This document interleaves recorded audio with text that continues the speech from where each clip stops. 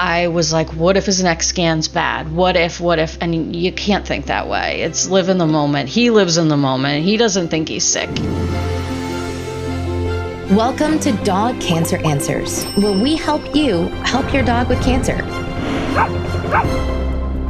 Tara, Dr. Katie Berlin, thank you so much for joining us today. Thank you so much for having us. This is so much fun. Thank you. I'm so looking forward to this.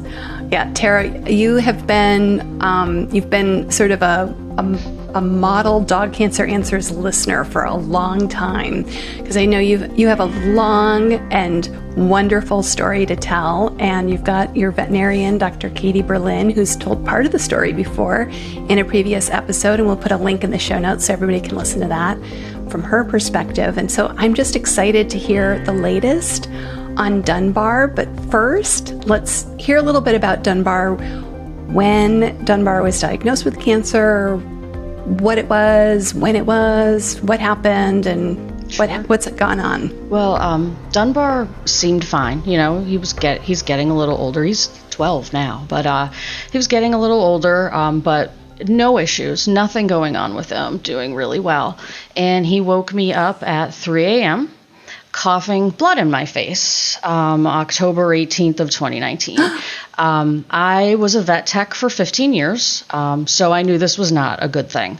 I know lung cancer, primary lung cancer, is not a good thing. It's not in humans either, but it's not in our pets. So it stopped. It was just that one time. And that's what right you away. assumed it was, Tara? Yeah. You assumed right then at 3 in the morning, this is lung cancer. Yes. That's why I have a face full of blood. And he stopped. Okay. Yeah.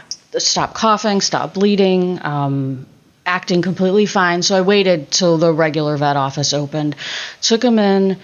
They did imaging. There was an obvious something there. Sent it out for diagnostics. Did a follow-up. I think we had him on antibiotics for a little while.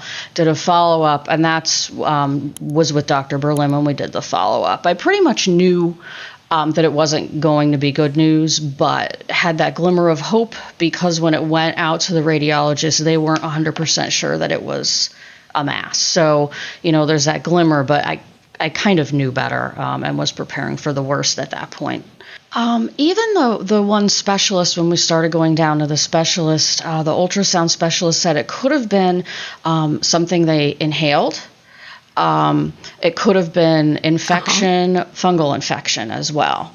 So those were kind of the far out possibilities. Right, but it looked like a mass, like a tumor. It wasn't like diffuse, where you would see maybe an infection was all over the place. It was really concentrated. Yeah, the kind of thing you that must have been so not scary. want to see on a radiograph on one of your favorite dogs ever. Why was he one of your favorite dogs? Dunbar is just like Dunbar is just the man. I mean, he is. He's like a brown dog, you know? He's like kind of a medium-sized dog, and he's brown, and he just comes in and he owns the entire vet clinic when he comes in. Like, everybody's there to see him. He's the mayor. Everybody, whatever you're doing is like less important. He's like holding court wherever he goes. Like, we have multiple pictures of him just like plopping down on someone's lap in the middle of the treatment area, you know, or the phone room. Like, he just is a love machine, and he's very demanding about wanting his attention and his treats, and he's a lap sitter. And there's just something about him, you know, you meet those animals that they're like your bud right away. And he was just, I just felt like we were buds right away. And he's buds with everyone, so I can't feel that flattered by that, but it was really, he always made my whole day to see him. And he came with Tara, which was definitely a big bonus, because, you know, we have pets that we love that come with people that are a little bit maybe less of a connection. And then you have people that you love, and the animals don't really want to have anything to do with you. But seeing that family come in together, like you and Chuck and Dunbar and all of your other animals, like you just brighten the place up. That's wonderful. That's so wonderful. So you send the radiographs off, and I'm remembering, Katie, there's a part of the story where you had to sort of hurry those up. Oh. Am I misremembering? Yeah, actually, I think you're right. I think I might have blown a small gasket. Said, I know you've shut the whole thing Right. down, but you have to send these tonight. Yeah, This is Dunbar. I'm pretty sure you were the last appointment of the day, maybe, and we had taken the radiographs, and you get that like twisted knot in your stomach when you see them, and you just know that it's not good. And did we really need a radiologist to tell us absolutely at that point? Like, probably not, but there's no way that any of us is going to make this call, for this patient and this family, because, you guys, you just want to do what's best, and we want to be giving you the right information. And so I wanted a radiologist to look at those, and you agreed. And, it was evening, and I think the technicians had shut down the X-ray unit and the computer that goes with it. And I believe that I had suggested strongly that was not something that could wait until tomorrow. And I admit I probably didn't say that as diplomatically as I could have, because I was really anxious, and I did not want us to have to wait another 12 hours to get those back. Mm-hmm. So when you got them back, it was cancer. It was lung cancer. Yeah. I mean, they can't, diagnose definitively on a radiograph image, but it was in exactly the same place as it was in the previous images. And antibiotics and time had not done anything to change it. And that was a bad thing. And one thing, you had mentioned, Tara, that it could be a fungal infection. And there are certain places in the country where that's going to be a lot more likely. Pennsylvania is not one of them. We just don't see that many lung infections caused by fungal disease. I've seen, I think, one, and it was actually in the nasal passages of a very young dog, and that was a super unusual case. That was a really weird case. But it's just not something that we see a lot of. And typically when we do see it, it looks more like a diffuse pattern, like lymphoma, and not like lymphoma tends to, and not just one solid mass, but it was pretty unlikely in our area. Where do you normally see, where would you be more likely to suspect a fungal infection? I mean, it just depends. The South, definitely. Some areas around certain river, certain bodies of water. I'm not a huge expert in that because I've never lived in one of those areas. So I've never actually seen a high incidence, but it's always on the list. If you have weird looking lung stuff, it's always on the list. And we're always asking if the dog traveled, and stuff like that. But it was unlikely in Dunbar's case. So everything else was ruled out. So the most likely thing was? He went to a specialty hospital. We went down, they did an ultrasound. That's where, again, the doctor said, it could possibly be something that he inhaled. But we're going to set up a CT. And we did a consult with that surgeon, and she said it's highly unlikely that it's something that he inhaled. She said if we lived, I think, California or something, I think that was the state, I can't remember, maybe, but not the way it's presenting, not the way it looks. She really didn't feel that way. She thought that it was removable, resectable through his ribs without cutting into his rib cage, but wasn't sure. She'd know with the CT. We scheduled the CT with the surgery after. If it was able to come between his ribs, we were willing to do that surgery because he was so healthy otherwise. And we have pet insurance. I can't stress enough how what pet insurance? I know our listeners are going to want to know. Which pet insurance? Did you say? Is it okay to say? I've had pet plans since 2010. They're now Fetch. They've been around. Because they've been around, you'll see reviews. I hate them because my premium goes up every year. Well, your pet's aging, it does, and it does with all of the pet insurances.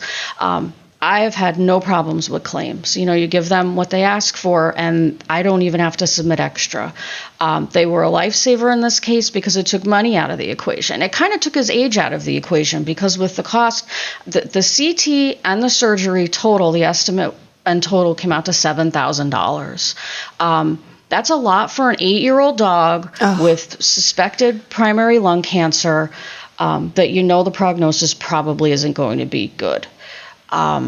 So it kind of took the money out of the equation. We didn't really have to worry so much about that aspect of things. That's really, really wonderful. And the reason I say it's okay is not necessarily to, plug one company over another, but just the concept of health insurance. So few Americans insure their pets, but I've heard so many times these stories about how people can do things because they don't have to worry about the finances because they know it's going to be covered, or things are going to be covered that they don't have to worry about, so they can have their finances go towards something that maybe isn't covered. But it just helps to eliminate that from your calculations in such a heavy way that really gets in the way of a lot of people caring for their dogs, not just with cancer, but with lots of other illnesses. And the surgery the same day. He stayed there 2 nights, came home. We saw the oncologist after. So the pathology report came back, and that really wasn't good. It was a primary undifferentiated pulmonary carcinoma with lymph node involvement. The lymph node was attached to his aorta, so they couldn't remove it. That was the other problem.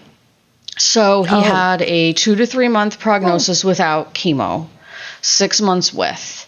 Quality of life has always been the factor with every move we've made with him. And chemo, we said, let's just try it. Again, we've got the pet insurance. It was $350 a dose. He had to do 1 a week for 4 weeks, and then it got stretched out 1 a month or something. But again, the pet insurance covers that. So let's try it, see if he gets sick or not. Doses, I know you've talked about it on podcasts as well. Dogs tend to react differently to chemo than humans. And you wouldn't have guessed that he was going through any chemo at all. He had 0 side effects to that chemo. We started that. We did that for the extent, and then his x-rays, had been clear for quite a while after that chemo. So the surgery got all most of it. tumor They removed out, the entire lobe. And then all of it. All of it except that lymph node. Okay. That's great. And then the chemo is cleaning up the metastasis. And it was clear. Until January of 2021. Okay, so that's how many months later? It's just over a year? That was over a year after his surgery and over a year after his diagnosis. So he already was 6 months past his max diagnosis at that point. They saw something on his staging x-rays again. So we started a different chemo, went back, x-rays again, didn't work. It actually grew. So then we started Palladia, and it disappeared.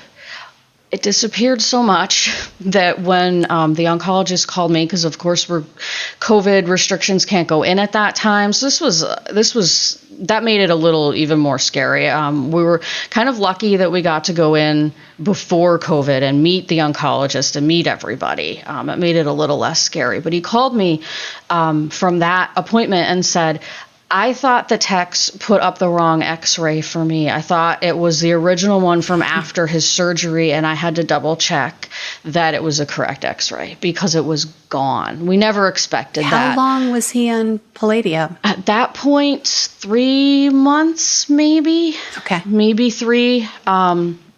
It was his first restaging x-rays from starting Palladia, so I want to say 3 months. And he's been on Palladia ever since. In between there, and he tolerates it well. Yeah, then he does. Once in a while, he'll have some diarrhea, and we have to do a 10-day stop and then start over again. And he's pretty good. In between there, when the mass had come back, I did do a phone consult with Dr. Dressler to tweak some things to see if there were any supplements I was overlooking, anything else he recommended. So we did do a phone consult there and tweak some things. But other than that was it. The Palladia, for some reason, is working for him, even though our oncologist said it's kind of a last-ditch thing. It's a let's see if it works kind of thing. It's not labeled for primary lung cancer. So you mentioned supplements. So what else have you been doing with Dunbar since? He's been right. Yes, you embrace the full spectrum approach, and he goes for acupuncture every 3 weeks as well. So insurance covers that. They cover any supplements I get from a veterinarian or from his integrative vet. They don't cover anything I get over the counter. So his cordyceps, turkey tail, those things I pay for out of pocket. Apocaps he takes as well. I pay for them out of pocket. None of our vets around here carry them. So that's where insurance has come in as well, because it's covering the other things, so it frees up that little bit of extra money for me for these supplements. After I talked to Dr. Dressler, we added in Tramiel, which is a natural anti-inflammatory, and we added in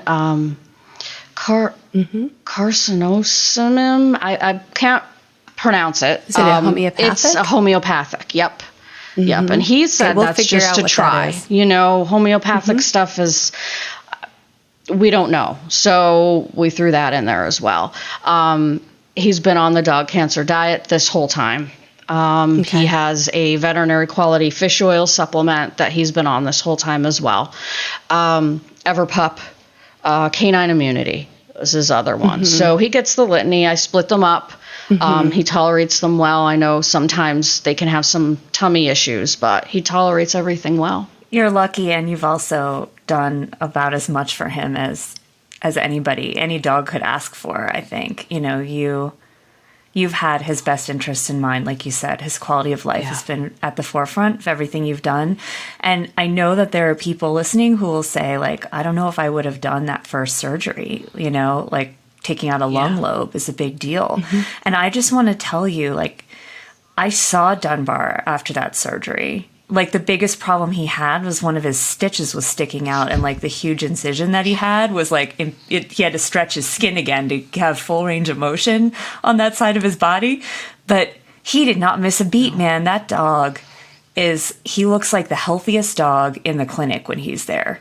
And his nose is a little grayer than it was when we started all this, but he looks absolutely happy. In fact, I think for a while he was getting a little chubby, and you had to put him on a little bit of a diet. Yes. And he just, like, he has not missed a beat, and he has not ever had a look on his face that I've ever seen that said, I don't feel well, I feel sorry for myself, like, why is this happening to me?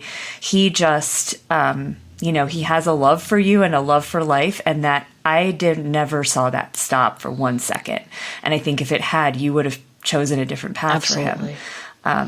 He's taught me lessons in, you know, sort of seeing the best in the situation and saying, you know what, this is what's going on, and I'm going to deal with it the way that I always do, which is to take it in stride and love my people. And he's lucky, and you're lucky, but you guys have also done a lot to make that luck together. This show is brought to you by dogcancer.com, where over 40 veterinarians, veterinary oncologists, cancer researchers, and science writers pull together to bring you better information today so you have no regrets tomorrow. We do the research, we talk to the folks in the trenches, and sift through the hype and the anecdotes. That's dogcancer.com. Start your own research at dogcancer.com today so you have no regrets tomorrow.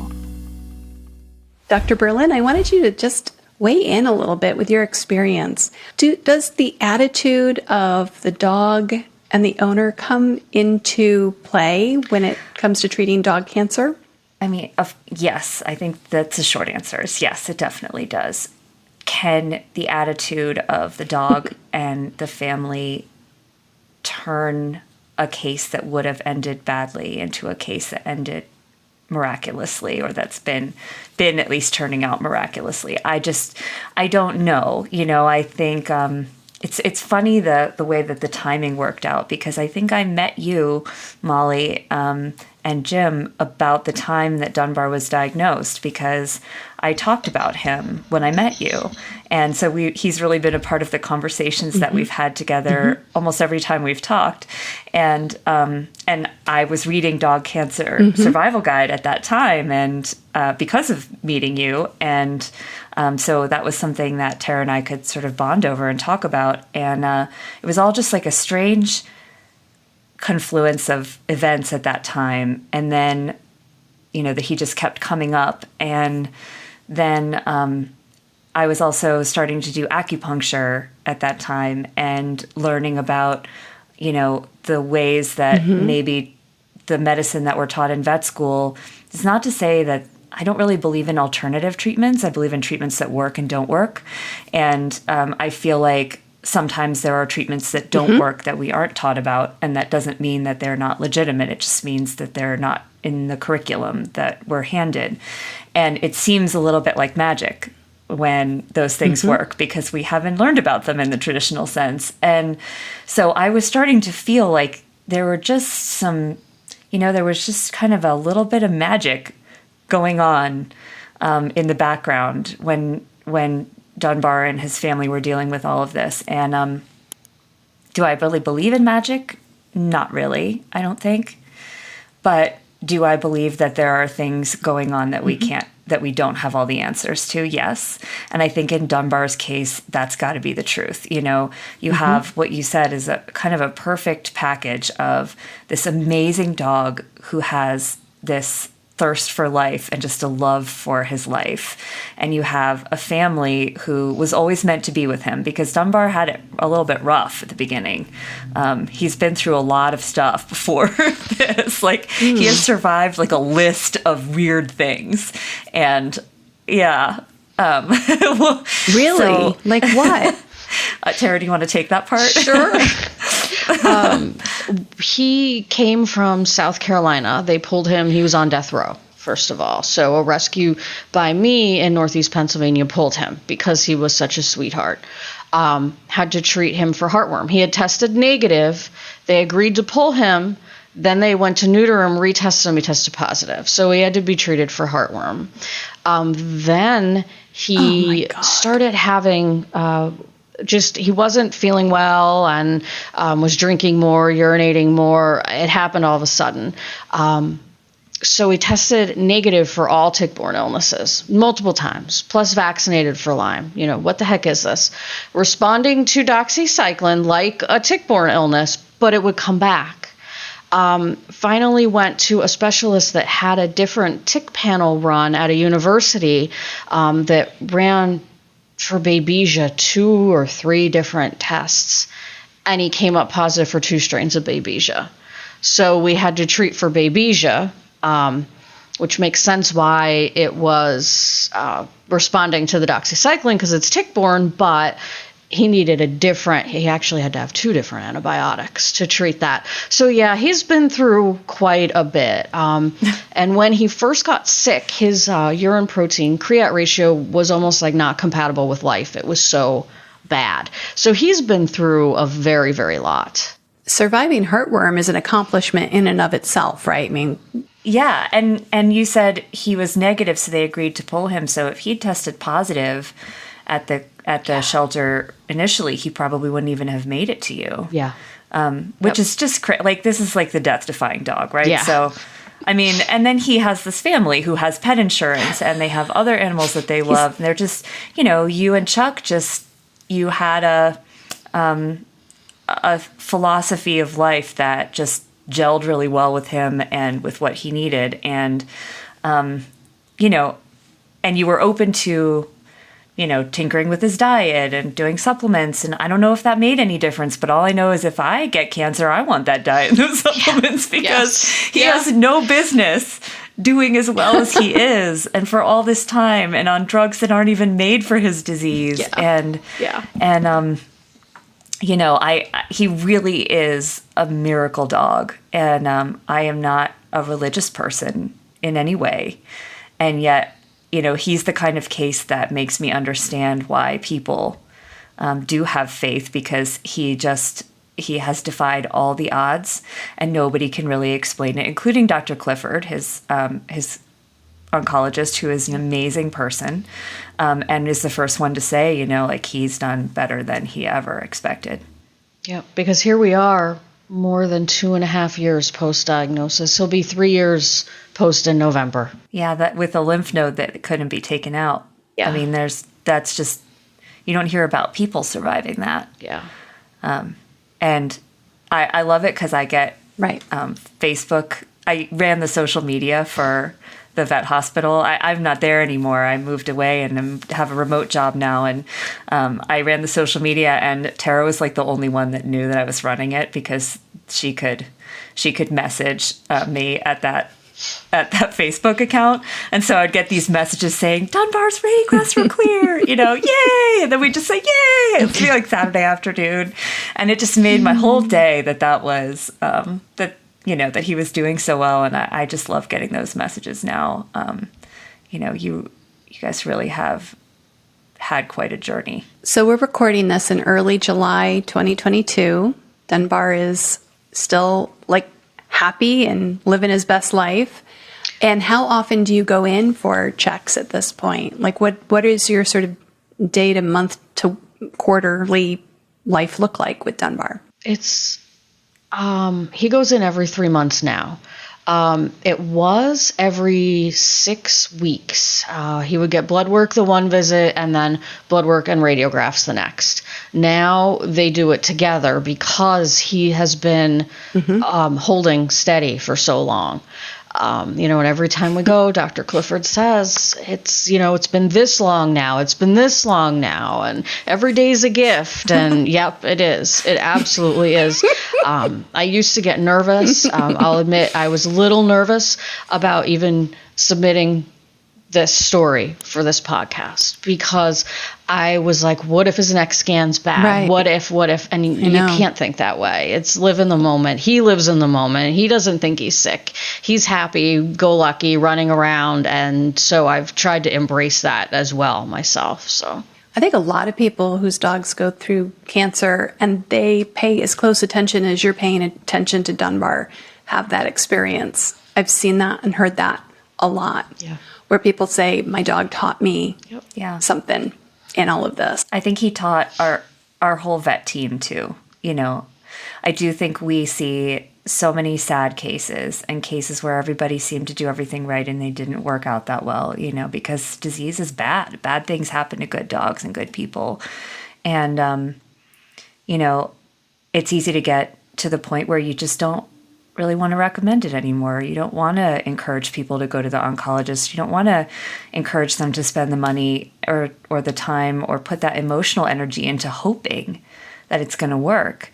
But a case like Dunbar's, and I've had a handful of cases that I would never forget my whole life, because if your dog could be the one that comes out of it like Dunbar, it's worth making the recommendation, having the conversation, because dog people want to know. They want to know if there's even a chance, and then make that decision for themselves. And success stories, stories where the hope it paid off, we have to remember those as much as we remember the sad ones. Agreed. I'm so grateful to both of you for joining us today. I'm wondering what Dunbar's favorite things to do are. Does he for example, does he have any water sports he enjoys, Tara? Well, we've got the dock jumping, and he's retired. He was never a big jumper to begin with. He was afraid of water. Because you own a dock jumping company. Yes, we run a dock jumping pool, and he was afraid of water. So that's kind of funny. He just would kind of plop off the dock for me. But he last jumped in 2020. It was after his surgery and everything. He was still, but his jumps, when I say a jump, his personal best is 6'3" to the base of his tail. He was jumping 2 feet 9 inches that season. So he just would jump because I asked him to. So I retired him. He goes in to cool off when he's there for the day. That's about it. He's naturally gifted in other ways. Yes. Yeah. Is there anything else he really likes to do? Yeah. He is our welcome team. When you come to the dock, he's the welcome dog. He loves everybody. He loves people. That's his thing. He probably would have been a good therapy dog if I would have had the time and energy to be able to go that route. Because he does. He loves people. He has that patience. He will sit with you forever if you'll let him. He's a therapy dog for Shiloh Veterinary Hospital. There you go. Well, Tara, thank you so much for coming and sharing your story about Dunbar.